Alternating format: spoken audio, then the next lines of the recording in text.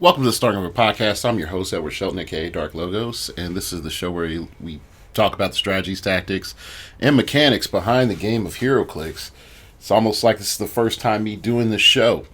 Sorry, brother's been inconsistent. Like I said, we're booting into hardcore competitive season. Being a leader of a team, there's things that come up, and then also like you got to decompress yourself. I know a lot of stuff has been going down in HeroClix land, mainly the additions to the rule book. There's some other cool previews that have come out, and there's a lot of stuff to talk about. But I'm not going to talk about any of that stuff. Well, at least directly.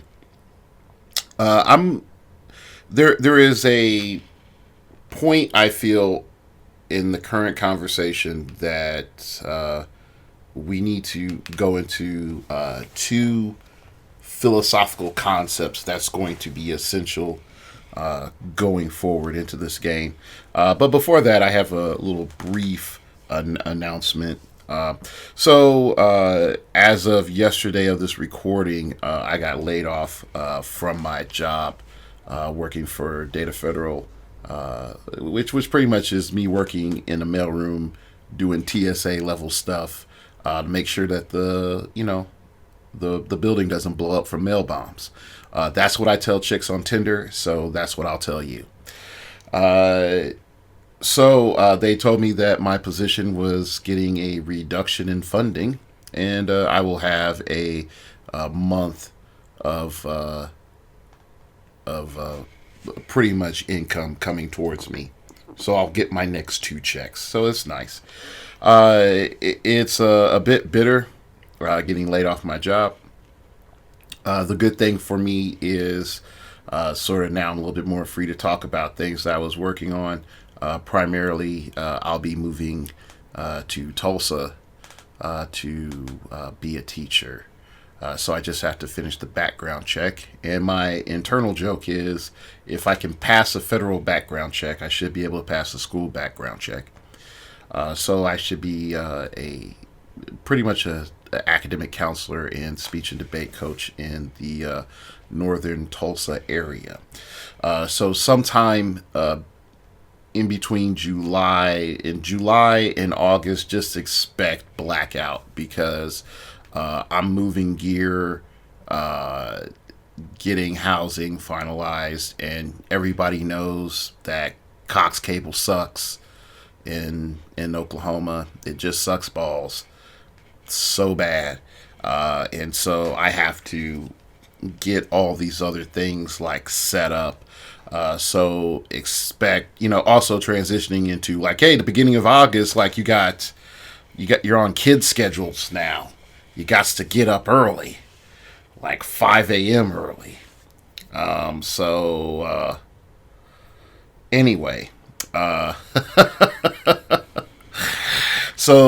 expect there to be some adjustments definitely in the next 3 to 4 months. I know everybody's like, oh gosh, this sucks for you, but glad you had another job. Yeah, I'm glad I had another job too lined up, or at least was working on that other job. But in the meantime, I do have some downtime economically. I'm not going to e-beg and say, yo, I need money to live. Brother lives pretty frugal. If you do want to donate anything to the show, everything, like I said, just goes to making the show better. There are some things that I still want to do, but I can't just right now, and really I can't for a while. So if, like I said, if you do want to support the show, feel free. Now is a good time. It helps me sort of go out there and get to events.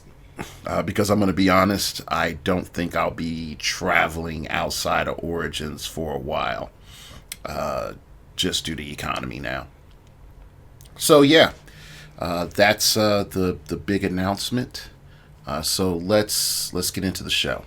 So let's get crack-a-lacking. All right, so there are two concepts that I want to introduce to you today that, like I said, I feel is really important. The first is not fighting the last war. Not fighting the last war. The second concept that I want to introduce to you today is I forgot the exact proper term of it. I know of it by concept, which is the false investment justification, which pretty much means is I've already put $10 in. I need to go ahead to get my investment back. I need to put $5 more in. Time passes. I've already put $15 in. What's so wrong with me putting another $8 in? Okay. And eventually it accrues up.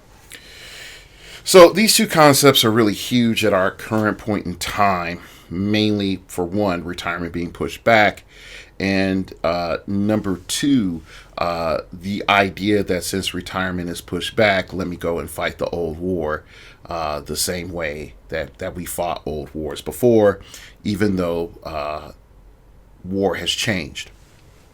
So I'm going to introduce with two stories that I feel that are very particular to our current format of how we're playing heroclix.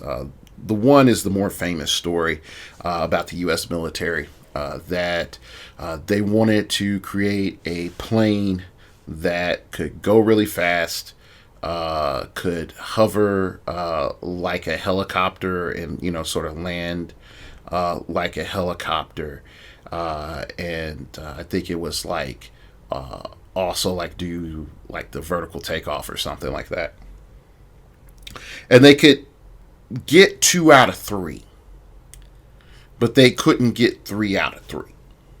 All right, with all their designs they've tried, and so they kept investing, and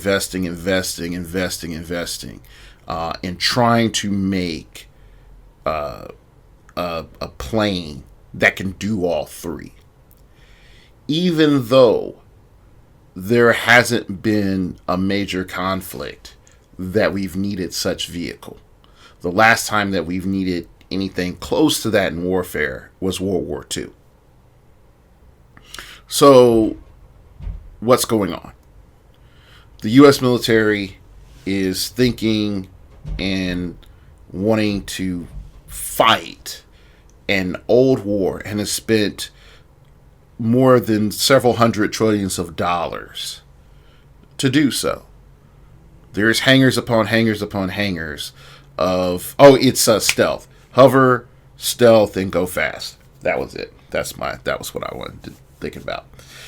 We have spent hundreds of trillions of dollars as a country trying to have this magic vehicle that can have the triple crown, so to speak, to fight wars that we just don't fight anymore. Okay. The second example still sort of comes from the U.S. military sphere. Is I was listening to a cybersecurity advisor.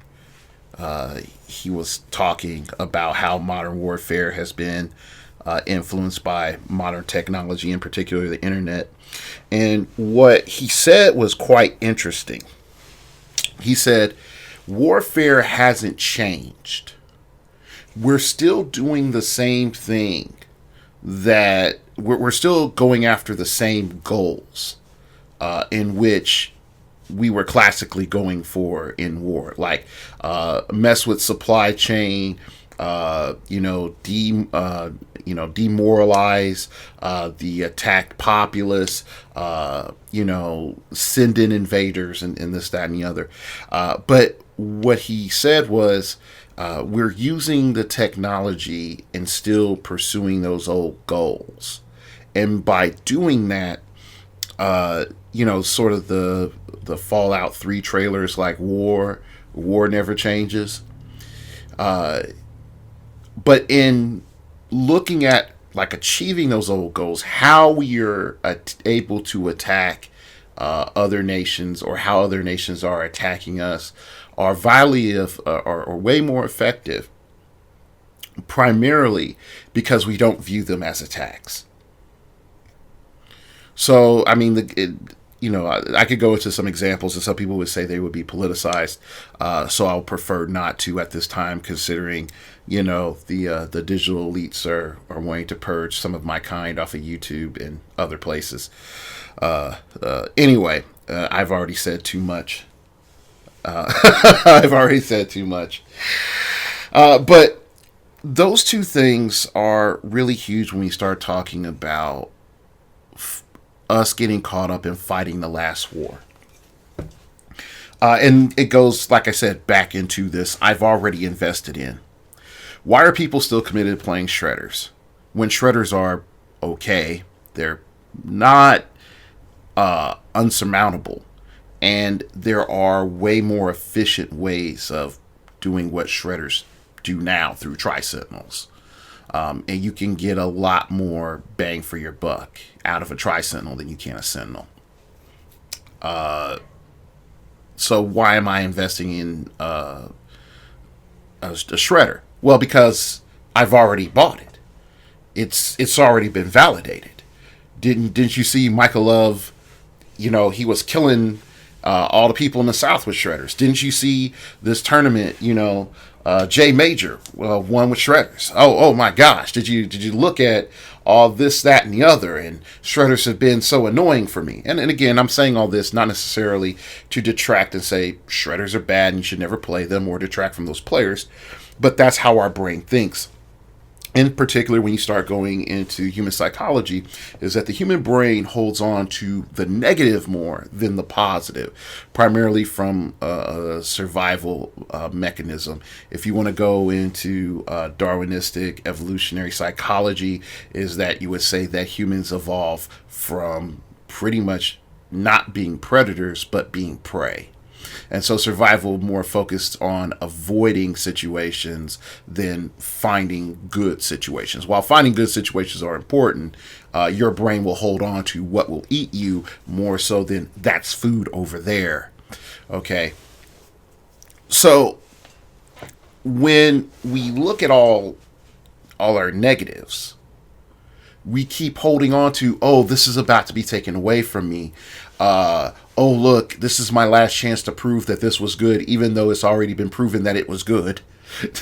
It was proven it was good 100 times over. There wasn't any lack to prove that it was good. The better yet is, it's like, I want to try this 2-year-old tactic one more time. Like you just, it oozes out into the conversation right now. And I would say that pretty much this mindset has been reinforced by Daniel Powell in particular. And again, this is not a pejorative. This is just history. Okay.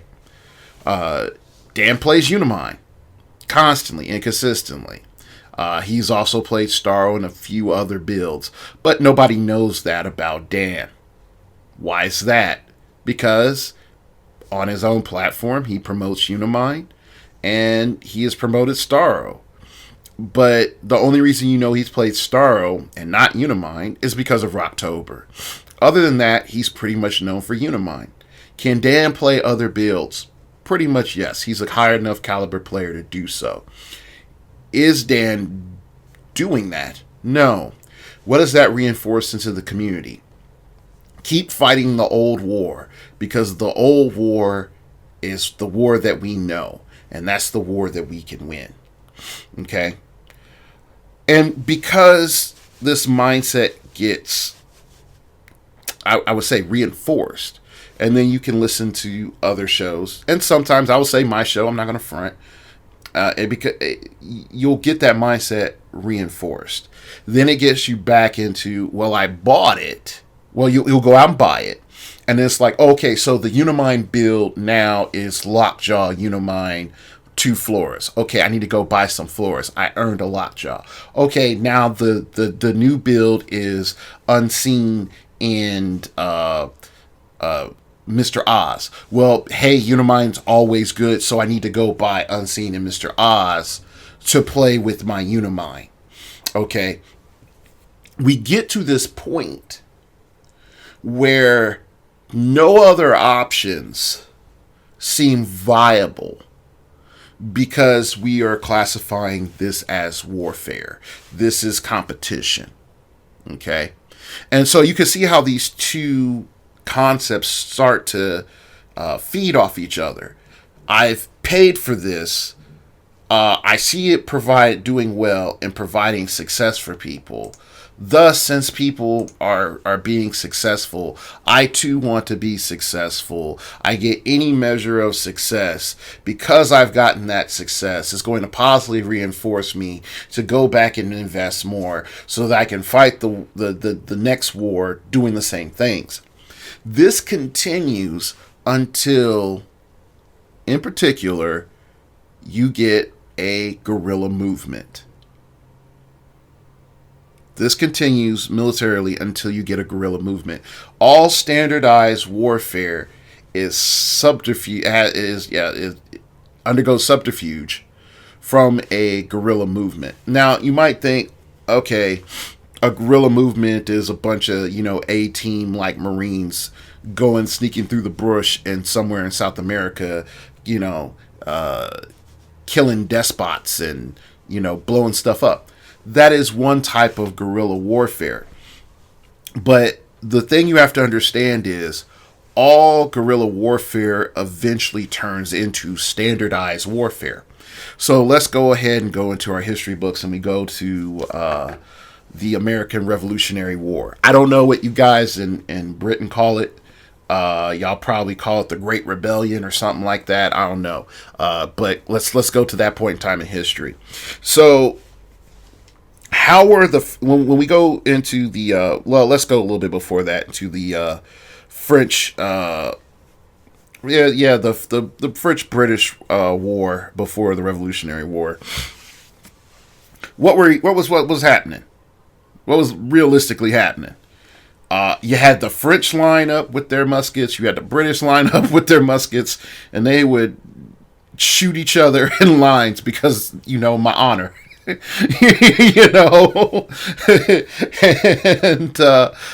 what happened?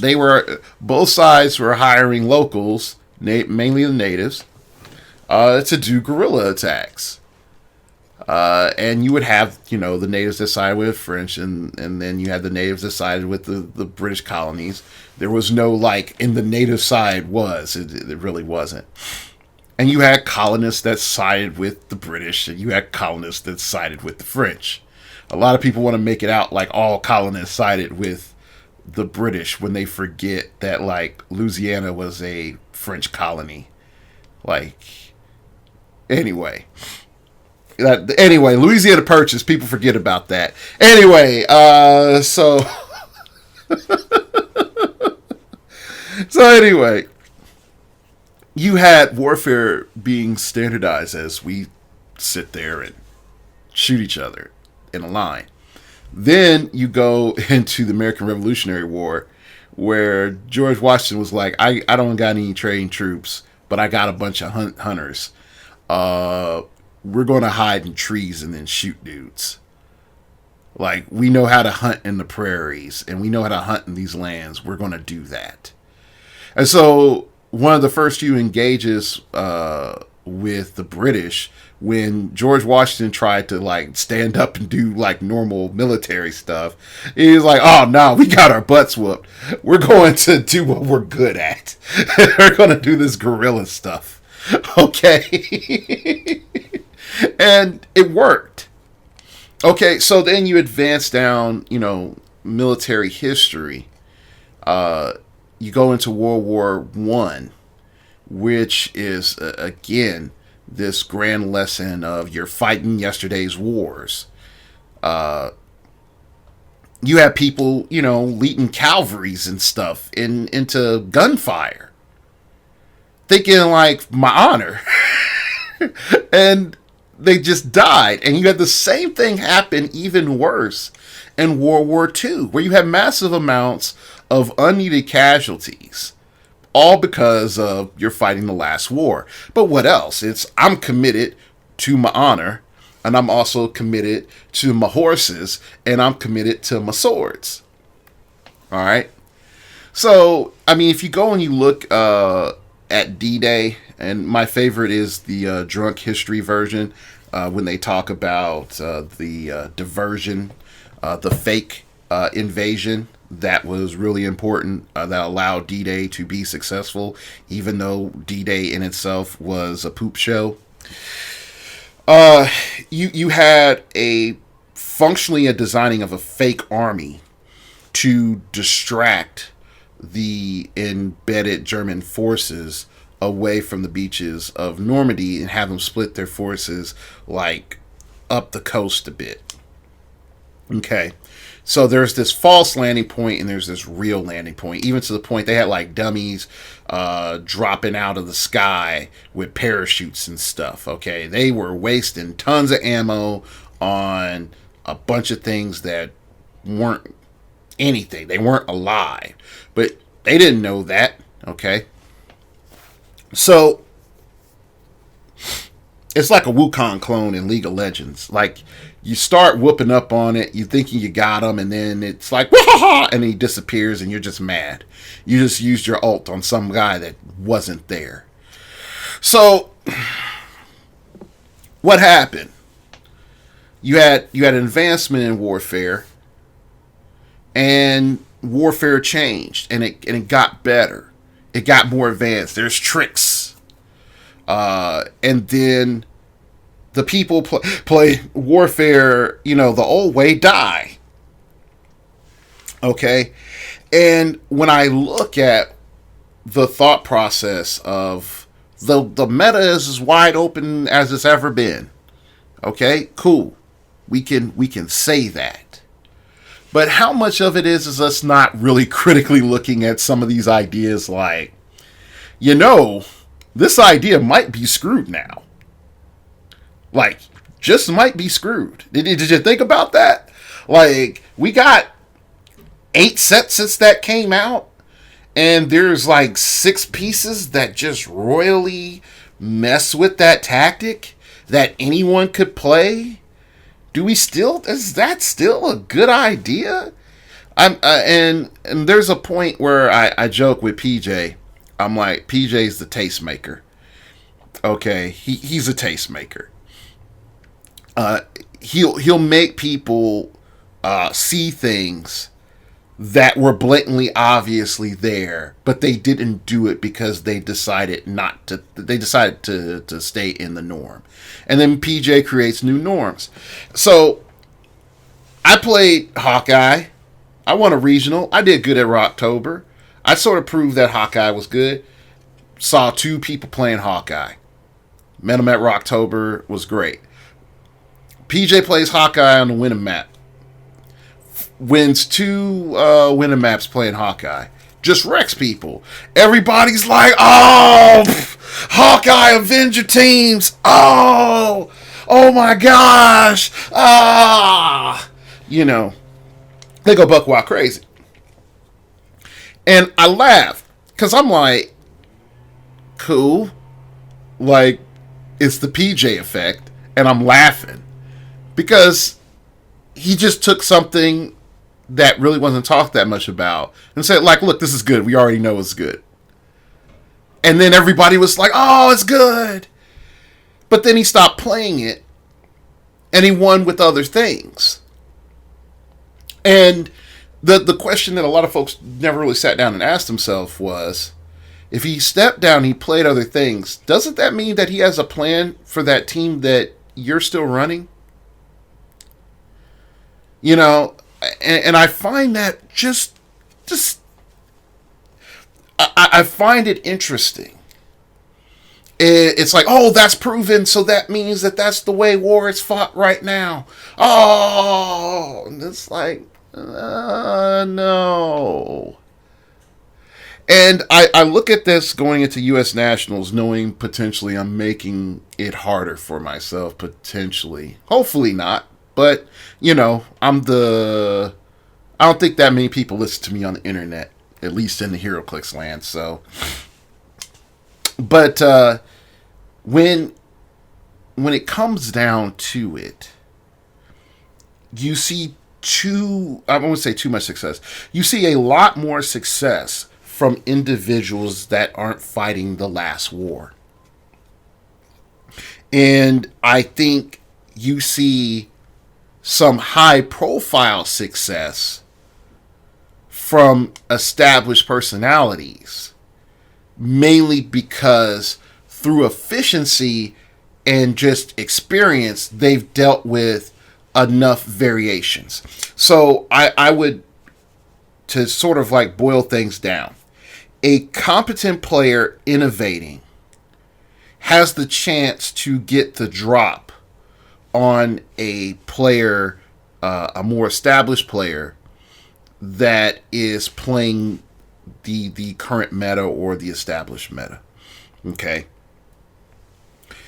But a person who is prolongedly playing the same tactic knows the degrees of what their matchup can go against. Which is why one of the reasons why people still fight the old war. Because there's a history behind it. There's an owner's manual. There's an insurance policy that you can get. Hell, like there's even a 3-step program that you have of setting up your first tactic of that.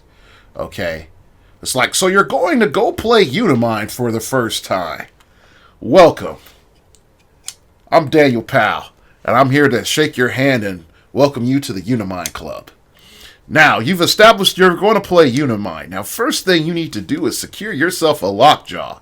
He hasn't been nerfed yet. Ha ha ha. And WizKids keeps adding Eternals. So guess what? This guy is only going to get better. So, you've established 3/4 of your Cosmic team. What else are you going to add? There's Flora Colossals, and there is also Groot. Now, depending on the situation and what you want to play, you may also want to secure suited henchmen to give you more IDs, because you know, Unimind doesn't fight for himself until he has to. Ha ha ha ha ha. And I say that all in tongue in cheek. Okay? So, when all said and done, we fight the old wars because there's videos on it, there's tactics about it. You can listen to tons of people to pontificate on that tactic. For at least for every major tactic, you can at least find 5 to 7 hours of audio talking about that team, why it works, why it doesn't work, over various podcasts. Okay. But when you go into that innovation thing, we start coming into this risk area. Because now it's like, oh, I haven't invested in that. I haven't put down my first $10 on that. And I put $180 over here. And I don't want to let go of it. I just can't let go of it. I put down $80 in that other team. And this new team is proving that it's actually pretty good. But oh my gosh. And we have like these anxiety panic attacks.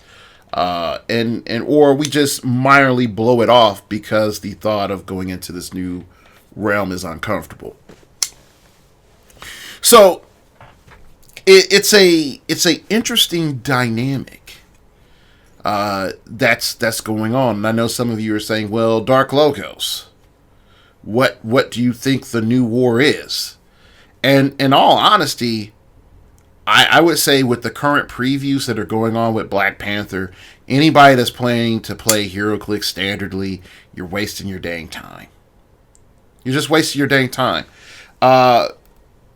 Between all of the controls that are already out, and in particular like Mr. Oz, and having had time to put a couple hours behind Mr. Oz piloting him, Mr. Oz completely jacks with a bunch of teams. I'm not going to go any further than that because I have other teammates that are looking into those sorts of things, so it's not necessarily fair to them. because they haven't played those teams publicly. But one of the bigger problems that I found with Mr. Oz on the surface level is that once I'm able to dictate my opponent's movement and placement, it gives me an excessive amount of control on their results. Because any overcompensation that my opponent does to try to solve for my variables automatically means it's going to wind up in an unoptimized situation. Automatically. Okay. So there's that. And I feel like there's a ton of other silliness that's coming with the collector that I'm just waiting for guys like Dustin Cedars to screw people over with. Also, Mike Eskew, where are my Fancy Dan teams, man? Where are my Fancy Dan teams? I asked you two times on Shots Fired for my Fancy Dan teams. You were like, yeah, I'm working on it. I got Fancy Dan. Where are my Fancy Dan teams? I need it. So, yeah, that's a joke. Sounds bad when you say shout outs to my boys and Shots Fired. But yeah. Also, Shots Fired is an adult podcast, more adult than this show. So if you're under 18, like Michael Love, don't listen to Shots Fired. Once you hit 18, go listen to Shots Fired. It's like listening to Asgardians talk about modern technology. It's freaking great. Again, another inside joke to my Juggernaut bros. So anyway, going on. If we get back into there, I got time. So let me sort of go into the third concept that sort of ties into this. Well, let me rephrase that. Let me go ahead and expand on the initial story in which about cyber warfare, of which we're doing the same. We're going after the same targets. We're just using technology in various ways to do the same goals, to reach the same goals. We're not having new goals. So that leads us into two positions. Number one, with the rules changes on 100 points over the official format total equals a win condition, in assessing how I can generate or minimize risk and make new decisions, then we can look at the future of the game. Okay. So, in particular, let's talk about ID cards, Unimind, Mistress Death, and a lot of things that I've sort of ragged on or joked on over the last few years in the current format. Why was Unimind and Mistress Death really bad for heroclix? Now, you might say, well, Unimind's OP, and Mistress Death, she doesn't die. And I would say to you, no, that's not it.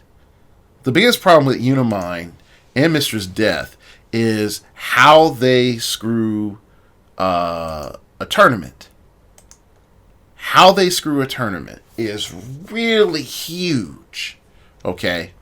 So, let's just say, for example, I am 3-1, and I have 500 points. Okay? I did okay. I didn't do great. There was a... I never wiped anybody, but I always got points. That's usually what happens when you go against high-level players. Very few high-level games end in wipes. Okay? There's just not enough time. Alright. So, you go on, and there's another guy. He is 3-1. Okay, so if we're again, we can establish that in a 4-round tournament, if you're 3-1, let's just establish that the most amount of points that you can get is, let's just say, 1120, or no, that sounds bad. 1175. Okay, you still lost. All right. So instead of having 1125 points, this other guy, he has, because he faced a Unimind. This other guy has 1,700 points. Okay, because he faced 2 Uniminds and popped them, but he lost to a Shredder team or something. Okay. Now, you could still say, well, hey man, you scored like low. You didn't really deserve to break. Okay. But if I'm like the guy below that person that scored the 1,700 points, yes, he still could have functionally beat me and gotten into breaks. But it's quite clear that he is exponentially more favored, all because of what he, came up into by chance. Now, there's another element that comes into it, which makes it a little bit more complicated, because this is not, your pairings in any tournament is not like a ranked chess tournament. So I know some of you are like, what does chess have to do with this? And, just like, what does your man have to do with me? It does matter. So here's how it goes. In chess rankings, and I forgot which league I was in high school, but it pretty much goes like this. Every game, every major chess tournament I went to locally affected my ranking. So that if I went to any other event hosted by that group, my ranking, or my rating in this case, traveled over to the next event that I went to, which then my results from that event impacted my rating as well. Okay? There is no comprehensive weighting of a player. So what WizKids does in round 1 is randos, like throw the dice, let the luck be with you, okay? Now there's a problem with this, okay? Number 1, you do not create a situation in which low-skilled players can face other low-skilled players and gather relatively decent experience and become better players. Or you don't provide a healthy buffer before they hit high-level players. Okay? And that is a huge deal. Not only that, you are creating a situation in which high-level players can easily be predators on the lower-level players in some early-round matchups. Okay? And without a comprehensive rating system, once you go to national level events, things can get skewed really, really, really fast. Okay? Now, sort of rewinding back to why the point element of Mistress Death and Unimind is just bad. When you start going into breaks at a national tournament, and as tight as it is, yes, if you're a good player and you face a Unimind and you pop it and you get all the Eternals plus wipe your opponent, you're going to be up there. You're going to be on the top boards. And let's just say you're a credible enough player to stay there. Great. Good for you. All right. What happens to another good, just as equal, talented player that is just as good as the other player that went against, let's just say, 3 Unimind, and this other player that's just as skilled didn't encounter any Unimind or Mistress Deaths, then the chances of them falling down the rankings happens, and it can happen a lot more efficiently. And this only is magnified, okay, based off of the popularity of Unimind. So let me break that down. Unimind, Mistress Death, characters that work like you. Okay. If Unimind is popular on a national or global level, that means in a tournament you're bound to see excessive amounts of Uniminds, which increases the chance of an average player to an above average player to pro to encounter a Unimind, pop it, and score an exponential amount of points. Okay, if they are victorious, and that's my clause. If they are victorious. And even if they're not victorious, like let's just say you have some weird Unimind on Unimind matchup, because that's bound to happen, then even in those cases, it's possible for both parties to score more than 300 points. In some cases, quote unquote. Okay. When you look at all that, it means that there's a higher chance, just the pure fact that Unimind exists, for you to get in the top tables or to break. But there also becomes an average amount of Uniminds that you have to face to break. So let's just say that average is 2. You not only have to play those 2 Unimind players, plus beat those Unimind players, and take out all the Eternals. So there's stipulations onto that. Okay, the more that the game gets focused towards doing that, because that has the most exceeding amount of reward, it creates long-term problems. But let's sort of back up before I rabbit trail myself, because I do that a lot. All right, so when you have a whole lot of Uniminds out there, it's easier for high-skilled players, and you would say through the meritocracy type mindset, you have an easier chance for high-skilled players to get out into breaks. Okay? But as Unimind trails off in popularity, other options enter the game, or just people see everyone makes teams to farm Uniminds, then he starts becoming less popular.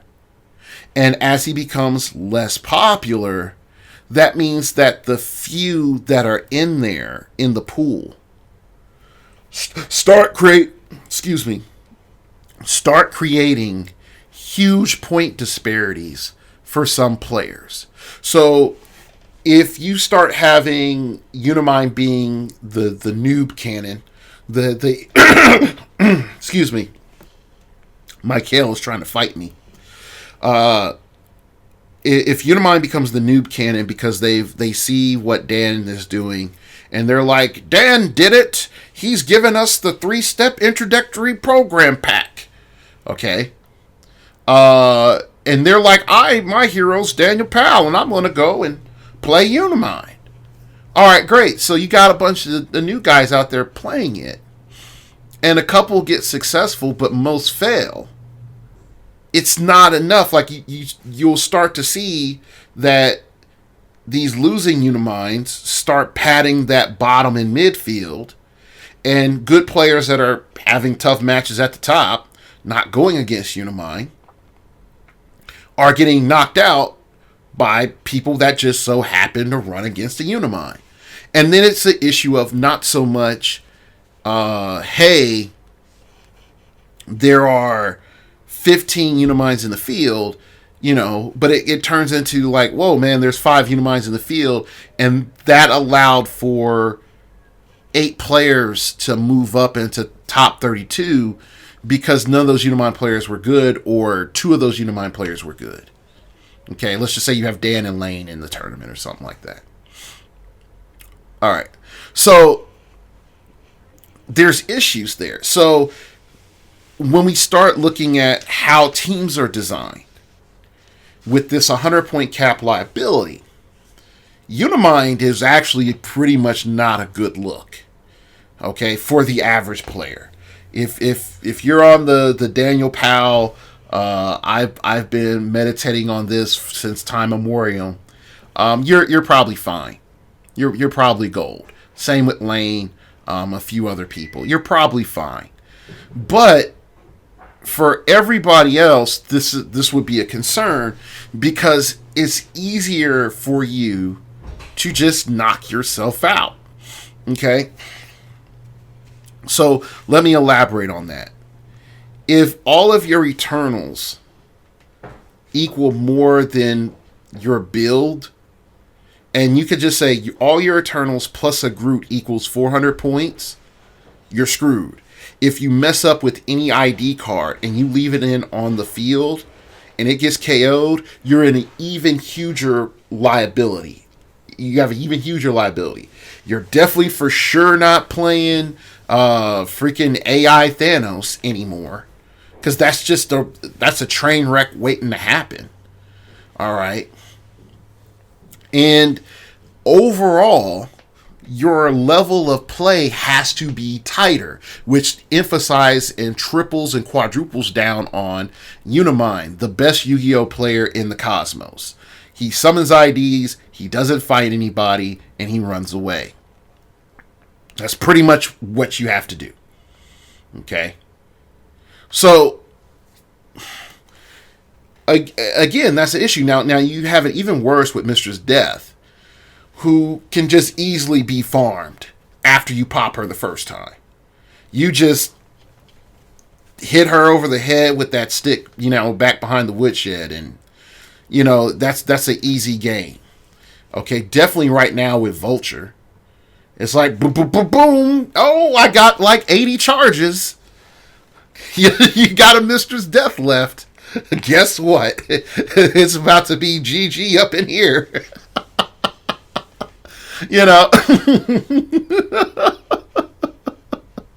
But I'm right. So it comes back to, it's like, why are we fighting this last war? Why are we still talking about it? Well, because, the generals that we respect, who's got the shiny medals on their chests and their back straight and chest out, they're walking around. It's like, I fought the Rock War of 2017, and I was up there because I played Unimind. It's like, I was up there because I played Mistress Death. I was up there at the U.S. Nationals 2018. I was up there because of Unimind. Those mindsets are there. Now, some of you might be saying, okay, why are you harping on Unimind? Because I think with the new rules changes, he is the most riskiest play that folks can look at right now. I would say he's even more riskier if you're trying to play an X Factor theme team. Okay? Because there's just too many elements that screw with Unimind and make his day hard. Okay? Mistress Death really isn't as popular, but I would just say with all the vultures around, it's not a good look. You can complain about Hawkeye all you want, but with all the vultures around, nah, man, you don't want none of that. Okay?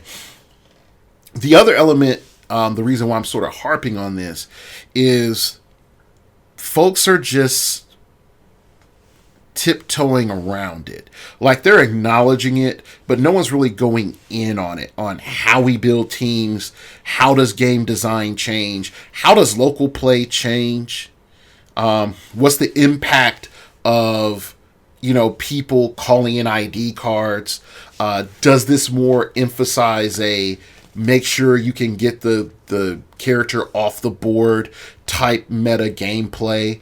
Because if it does restrict the amount of IDs that are viable. Even going so far to say, look, how the Blackbird is handling IDs with Real Boys is a good thing. The preference of the wanted posters over the Headmaster IDs. Like, look at just the distinct, undeniable advantages now. There's a lot of things that I was like, where's the conversation on this? Why aren't we going in on this? Why aren't we challenging this as team builders and thinkers? Instead, we're just like, meh, like Nationals. What's my next Black Panther and Illuminati preview? And instead of saying like, hold up, wait, the war has changed. The war has changed, and if we do not recognize that the war has changed, we are going to get defeated by the new guerrilla army, and then it's going to be, like all warriors of the past. They're going to say, "My honor, my country, oh my God, those heathens over there don't know how to fight the wars." All of that. And I see a shame fest coming, all because people did not look at the new state of the rules and adapt accordingly. Now, folks might be saying, "Man, you took shots at Dan and Lane," and I'm like, no, I didn't take shots at Dan and Lane. I actually think they're good players. I think that what they're known for playing is not good right now. Those are two different things. Someone say you took a shot at PJ. I'm like, no, PJ's a tastemaker.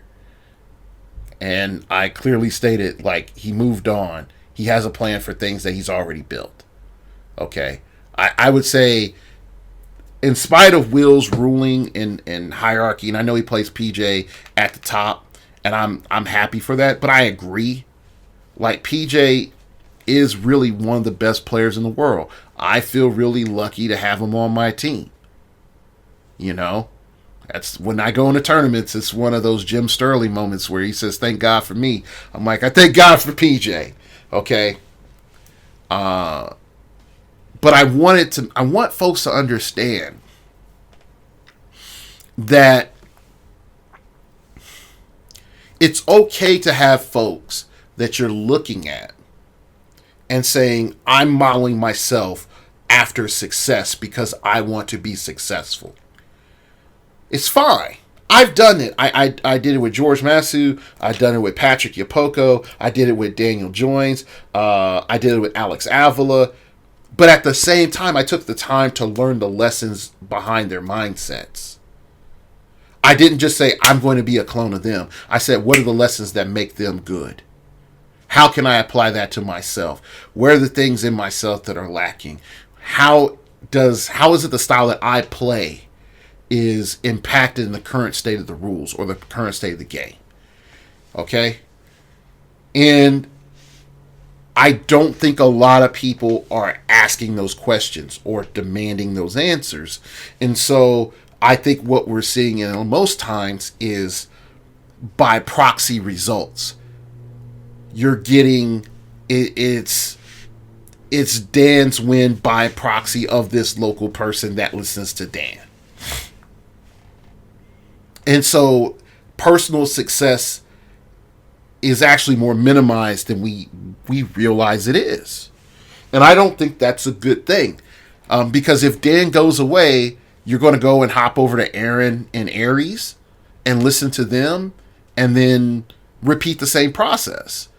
Whereas instead of learning from the multitude of things that Aries and Aaron present, which I do all the time, a lot of people aren't critically thinking and processing the mindset or even processing the process to get to the point where you can be one of those players. Aaron is a well-established, in my viewpoint, legendary player on the West Coast. If you were to tell me, list the top 5 players on the West Coast, I would say Aaron is number 2, and Steve DiCarlo is coming in trying to be the number 2. And I think in a couple of years, maybe Steve DiCarlo could be number 1 if he can prove himself, at US Nats or Worlds. I think that's a potential. But if you want to talk about all-time stunners and winners outside of Patrick, it's Aaron. So Aaron is a person that you want to model your processes after. But if you're engaging with Aaron, have him break down the processes. He's not really traveling and competing right now. He doesn't have a skin in the fight. This is the time. Aries is on there. Aries has a different mindset. You know, he has some things that he likes. He has some things that he doesn't like. He has some of his fanboyism with his DC love. You know, take that moment and say, like, all right, you got that DC love. What's so good about DC? What are you digging in and seeing that I'm not seeing, Aries? What makes you stay a DC fan in the middle of all this Marvel 8 sets a year and you're only getting 2? How are you compensating with that, with local play, you know, WKOs, all these other things? There's tons of time for that. I can go and type these guys up, you know, on Facebook, chat them up, you know, you know, text message, you know, all that stuff. I have access to most of these guys. Most of you all don't. Most of you all don't. And so the opportunities to go out there and literally change the game by talking to the people that are establishing the basis of our war is essential, because the main way to subterfuge a line of thought is to go in, understand the line of thought, and understand its logical fallacies and its limitations. It just is.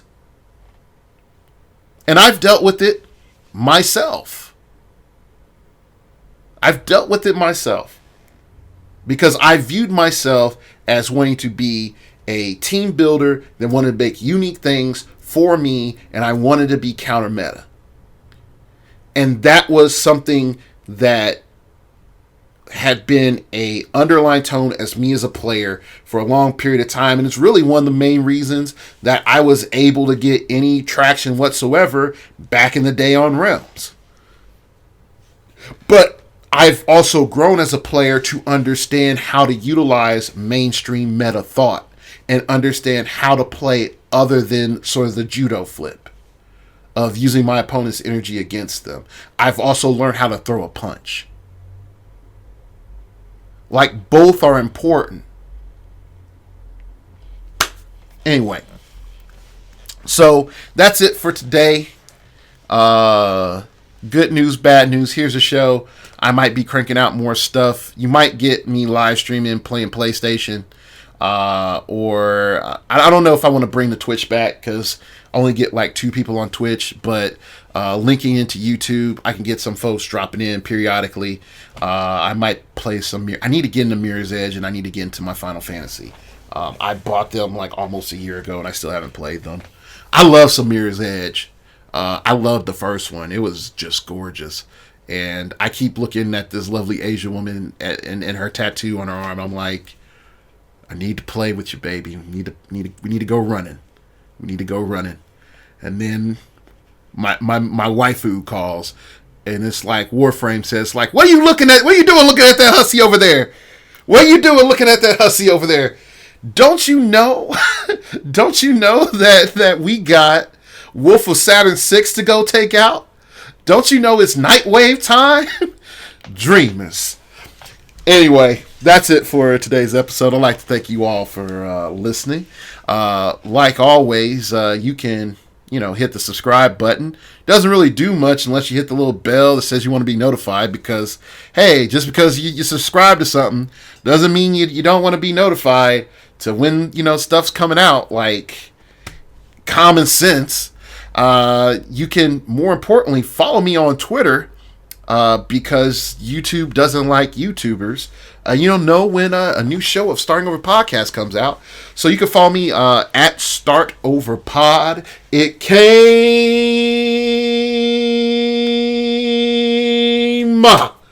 from outer space and told me that there is another man that's the equivalent of The Rock on planet Jibaki 8. And it's really cool because, his catchphrase is slow your roll and shut your maw. So, yeah. That's what it is. And maybe it's Stone Cold Steve Austin's thing. I don't know. So, anyway, you can donate to the show by going to the blog at startingoverpodcast.blogspot.com. That's Blogspot.com. If you wish to opine, keep it piffy, keep it interesting, keep it Autobot, baby. Let me know. What do you think of these previews? Because truth be told, for myself right now, I'm not gonna lie. I feel like too much is going to change with these upcoming sets. But yeah, I like to shout out John sending me a cool email, and he liked the last episode. So shout out to you, John. Thank you for listening, and looking forward to seeing what you do out there in these streets. So yeah, that's it for today's show. It's been a long time. I shouldn't have left you without a dope beat to step to. Step two, step two, step two. Like always, blah, blah, blah, blah. Like always, we all got to start